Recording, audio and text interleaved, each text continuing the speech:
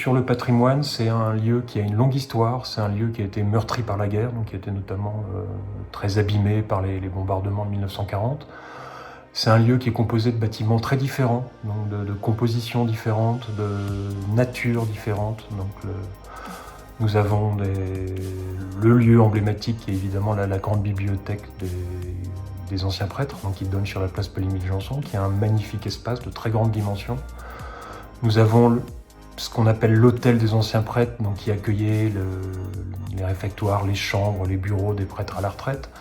Nous avons l'ancienne bibliothèque communale qui donne sur la place Paul-Émile Janson. Nous avons la maison Jamard, qui est une petite maison qui articule la rue du Curé Notre-Dame avec la place Paul-Émile Janson. Et nous avons un lieu qui a été inventé suite au bombardement, qui est le quadrilatère. Donc, suite à la démolition de l'ancienne chapelle, on a retrouvé un ancien mur roman qui fabrique un espace très particulier, donc en articulation avec la place et en articulation avec le portail occidental de la cathédrale.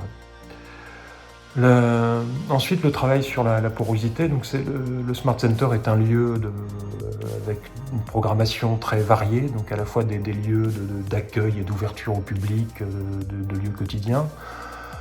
Le parcours sensoriel et immersif, donc qui se développera dans les anciennes ailes du Smart Center. Et ensuite, dans l'extension contemporaine, plusieurs espaces, donc, beaucoup plus flexibles, donc de plus grande dimension, d'exposition, de séminaires et enfin de belvédère. L'idée, c'était d'ouvrir ce bâtiment à la ville.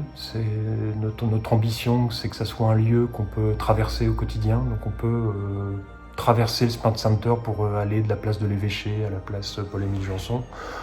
On peut traverser ce bâtiment au quotidien. C'est essentiel pour nous. C'est pour ça que nous y avons installé toutes les fonctions d'accueil, les fonctions quotidiennes, comme évidemment l'accueil, la boutique, les ateliers, les salles de réunion, le restaurant. Donc l'idée, c'est que du rez-de-chaussée, il soit très poreux. Donc on a aussi travaillé les façades pour travailler les soubassements, etc., pour vraiment libérer les passages et les vues.